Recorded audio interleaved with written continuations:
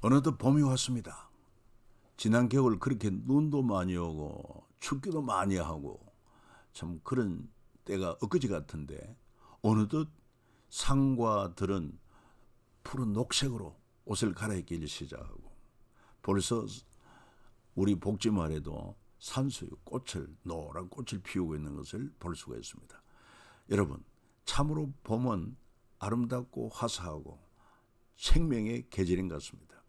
여러분들에게도 이처럼 봄에 화창한 날씨처럼 여러분 삶에 하나님의 은혜가 풍성한 그리고 또 행복을 누리는 그런 복된 그런 봄맞이가 되기를 축복합니다. 우리는 이처럼 봄을 맞이하면서 또 통성경 길러잡이 과정 계속 이어가도록 하겠습니다.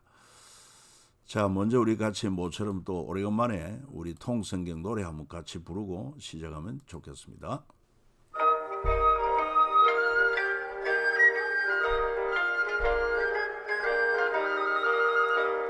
하나님의 마음 열방 만나 세대 신앙계에서 천년 모범 마음과 지혜 사랑해줄 사명해줄 절망 앞에선 희망 징계 희망의 디딤돌 재그은 공동체 어떻게 와 이렇게 사이 기쁨 위한 탄생 한 영혼 사랑 용서를 향한 열정 영광과 평화로의 초대 열리는 제자시대 경계를 넘어선 복음의 확장 준비된 멸류관 남겨진 부탁 선한 싸움을 위한 편지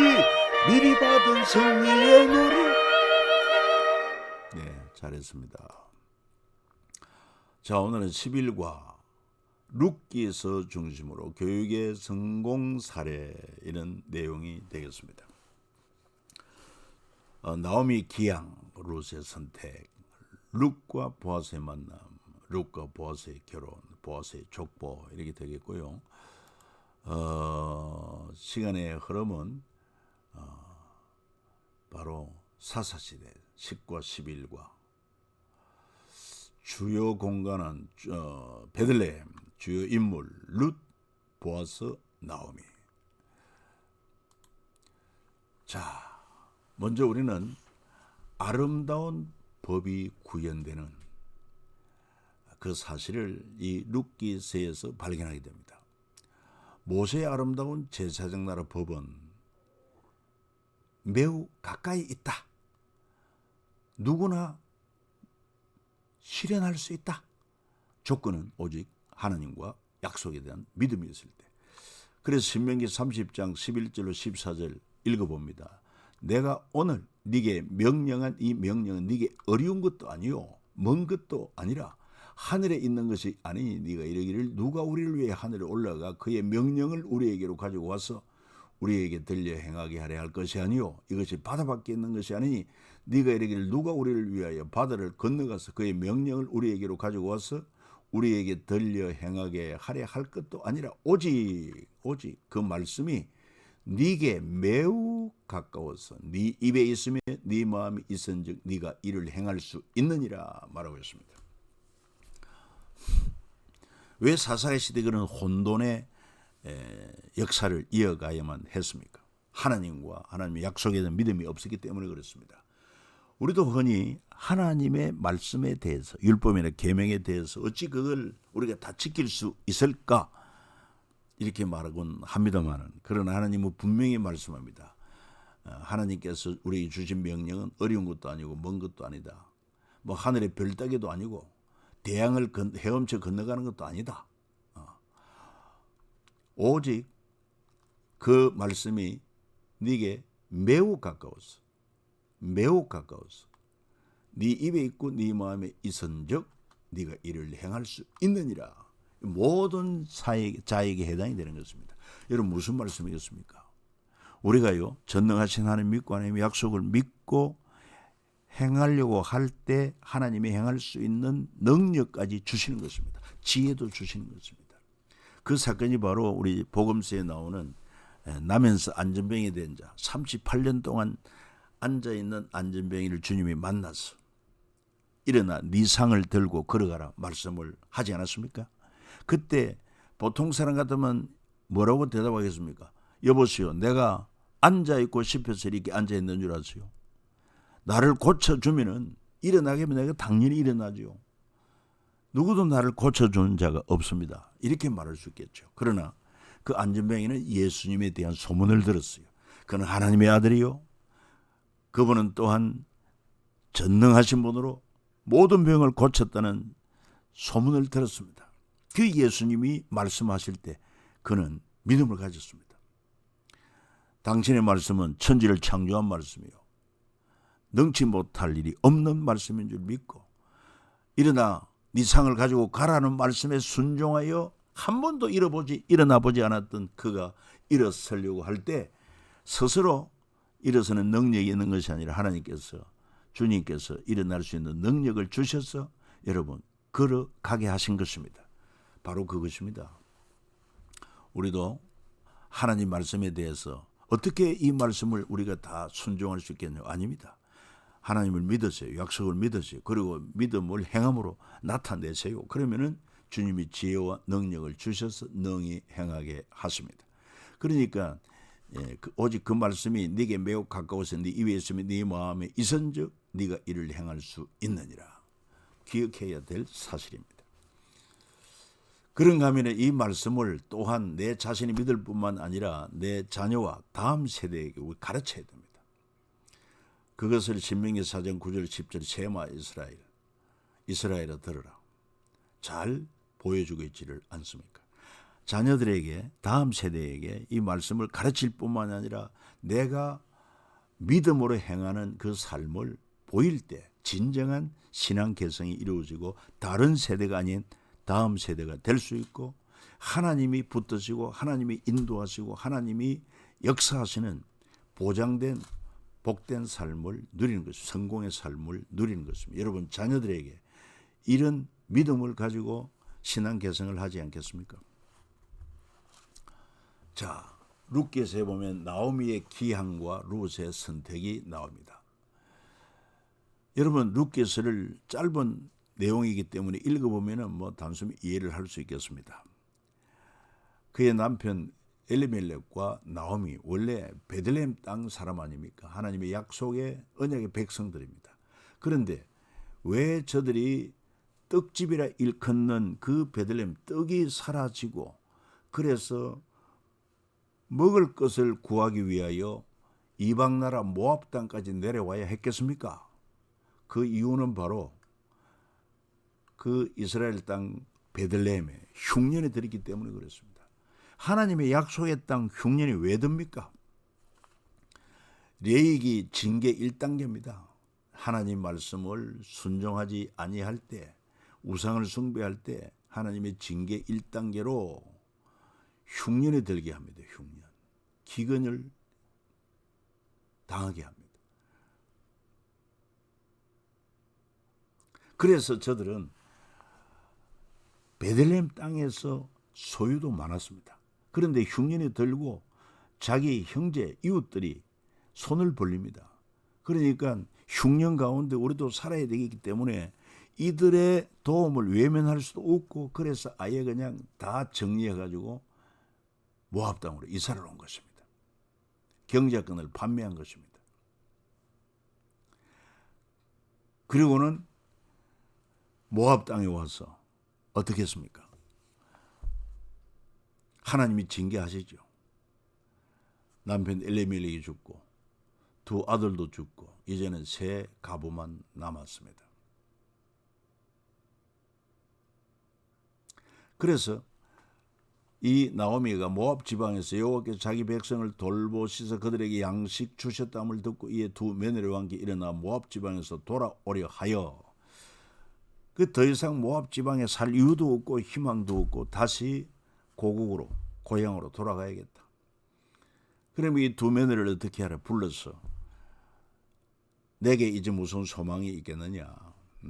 내 딸들아 되돌아가라. 나는 늙었으니 남편을 두지 못할지라. 가령 내가 소망이 있다고 말하든지 오늘 밤에 남편을 두어 아들들을 낳는다 하더라도 너희가 어찌 그들이 자라기를 기다리겠으며 어찌 남편 없이 지내겠다고 결심하겠느냐.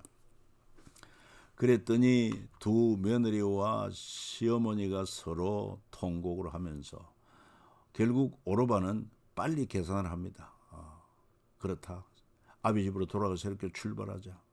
그래서 그는 시므와 입맞추고 작별하고 돌아갑니다. 그러나 룻은 끝까지 시어머니를 따라가겠다고 고백을 합니다.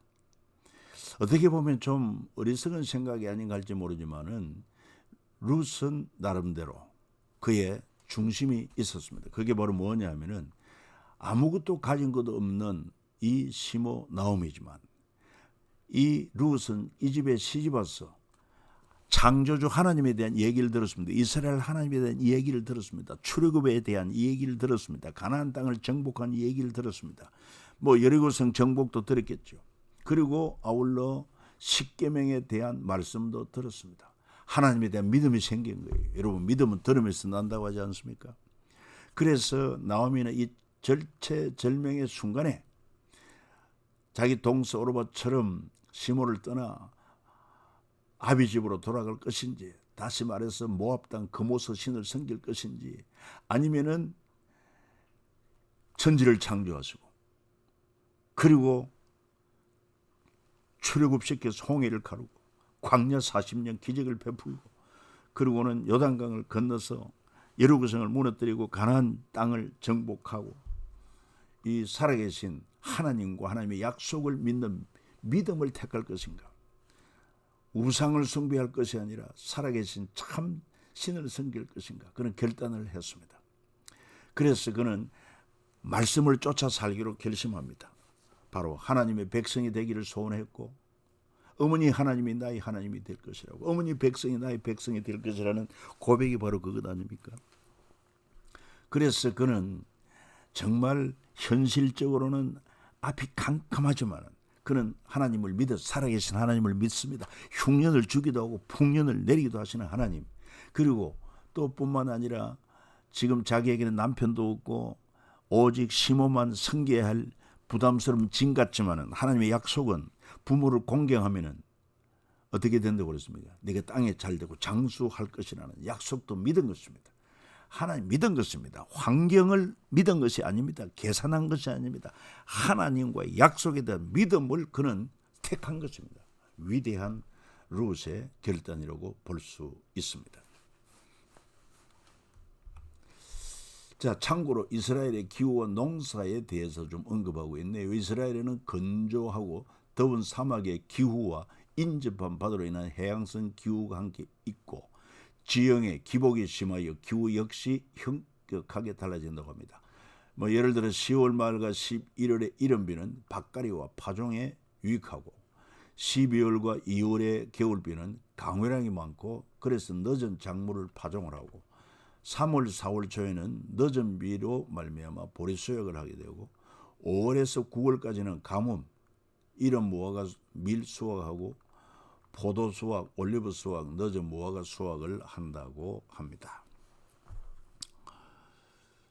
자, 이 룻기에서도 보면 보리를 수확할 때라고 그랬으니까 3월, 4월 초 늦은 비가 내린 후라고 이렇게도 볼 수가 있겠습니다.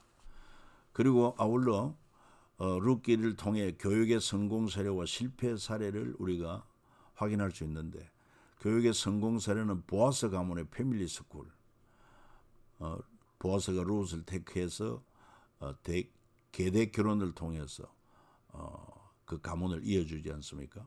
그래서 이 보아스는 제사장 나라 법과 절차를 정확히 알았고 희년법으로 나오며 룻을 살렸고 계대법, 결혼법을 알므로 절차를 존중했고 레위기에서 배운 제사장 나라 법을 준수합니다. 보아스는 어떤 인물입니까? 바로 기생 나합과 결혼한 인물입니다. 그의 아버지가 누구? 살몬입니다. 살몬이 바로 기생 나합과 결혼했죠. 그래서 보아스는 살몬과 라합의 아들로 태어납니다.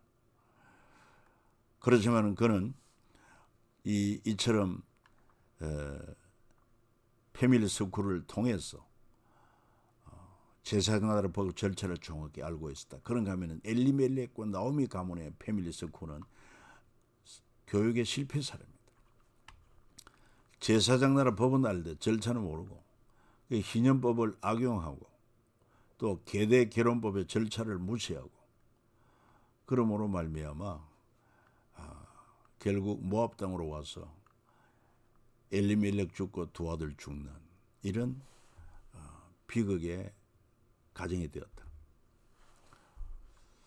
자, 그래서 이제 다시 우리가 본문에 돌아와 보면은 룻은 시모와 함께 베들레헴에 가기로 굳은 결심을 하고 함께 와서 그때 이제 보리 수확을 할 때니까 시모는 나이가 많고 이 젊은 청춘 가부 룻은 어디로 갑니까? 밭에 이삭을 주우러 갑니다. 그러다가 마치 보아스의 밭에 이삭을 주게 되었고 보아스를 만나게 되었고 보아스가 말합니다. 다른 밭으로 가지 말고 여기서 이삭을 주우라. 그 다음에 일하는 소년들에게 룻을 건드리지 말라. 그리고 네게 대한 소문 들었다. 시어머니에게 행한 일, 또 이방 여인으로서 이 베들레헴에 돌아온 것, 하나님께서 네 행위를 보시고 상 주시길 원한다. 그리고 또 일하는 일꾼들에게 곡식 다발에서 조금씩 곡식을 뽑아 버려서 이삭 죽기를 쉽게 하라고 합니다. 이건 바로 여호와께서 네게 행한 일에 보답하시기를 원하며 이스라엘 하나님 여호와께서 그의 날개 아래 보호를 받으러 온 네게 온전한 상 주기를 원하노라 하는지라 하면서 어려운 이웃에 대한 배려를 하고 있는 것을 알 수 있습니다. 그때 룻의 보아스와 룻의 대화 가운데 룻은 뭐라고 말합니까? 법을 지키는 보아스의 말이 아름답고 제사장 나라의 법이 아름답고 내 마음이 기쁜 것을 토로합니다. 이렇게 말합니다. 내 주여, 내가 당신께 은혜 있기를 원하나이다. 나는 당신의 하녀 중에 하나도 갖지 못하오나 당신이 이 하녀를 위로하시고 마음을 기쁘게 하는 말씀을 하셨나이다 하니라. 자, 여러분, 어떻게 보면은 우연히 룻이 보아스의 밭에 간 것 같지만 또 우연히 보아스와 룻이 만난 것 같지만은 그 이면에는 인간의 생사화복을 주관하고 섭리하시는 하나님의 손길과 인도하심이 있다는 것을 우리는 잊지 말아야 될 것입니다. 그래서 어떤 상황에서도 여러분 살아계신 하나님, 신실하신 하나님을 믿고 믿음으로 나아가십시오. 환경과 조건에 너무 영향을 받지 말고 주님은 환경을 바꾸고 조건을 바꾸어 주실 수 있는 분이시기 때문에 그렇습니다. 자, 그래서 결국은 이제 어떻게 됩니까? 시모가 룻이 보아스와 만남을 통해서 있었던 그런 사건들을 이제 시모에게 이야기하게 되고 시모가 또 성의 감동이 있었겠죠. 그래, 그가 바로 네 기업을 우리 기업을 물려줄 수 있는 가까운 친족 중에 하나니 너는 타작마당에 가서 늦은 시간에 그의 발꿈치에 누워라. 그러면 그가 네게 할 일을 가르쳐 주리라. 그래가지고 시모의 말대로 또 순종을 잘했습니다.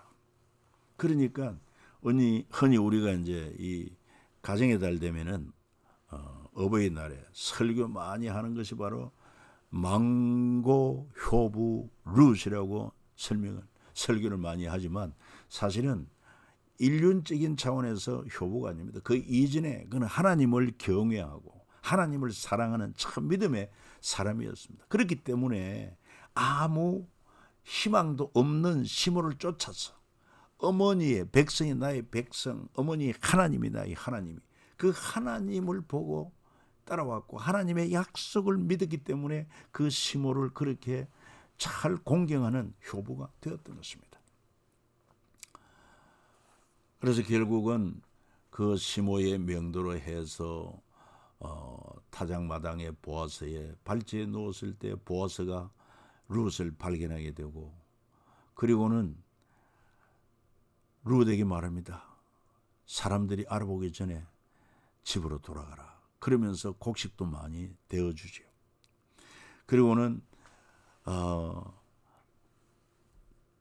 너의 집과 가장 가까운 친족이 있는데 그 친족이 기업 물을 법을 이행하지 않으면 내가 이행하리라. 그런 과정을 거쳐서 기업 물을 가장 가까운 친족에게 의견 제안을 했지만 처음에는 한다고 그랬다가 자기 기업의 손해를 볼 것 같아가지고 취소하니까 두 번째로 이제 보아스가 기업 물을 자로 났습니다. 그래서 바로 성문 여기에는 장로들이 모여서 해합하는 자리이기도 합니다. 재판하기도 합니다.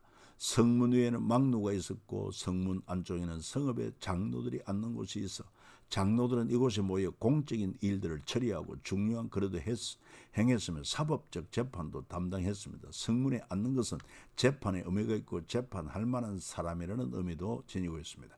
그래서 보아스가 성문으로 올라가 거기 앉아 있더니 마침 보아스가 말하던 기업 물을 자가 지나가는지라 보아스가 그에게 이르되 아무개 이리로 와서 앉으라니 그가 와서 앉으며 보아스가 그 성읍 장로 10명을 청하여 이르되 당신들은 여기 앉으라 하니 그들이 앉으매 그래서 제안을 했지만 결국은 첫 번째 기업 물을 자는 포기하게 되죠. 그 두 번째 이제 해당자가 보아스가 되는 것입니다. 그래서 이 보아스의 제사장 나라법 이해한 것을 우리가 한번 살펴보자 이 말이에요.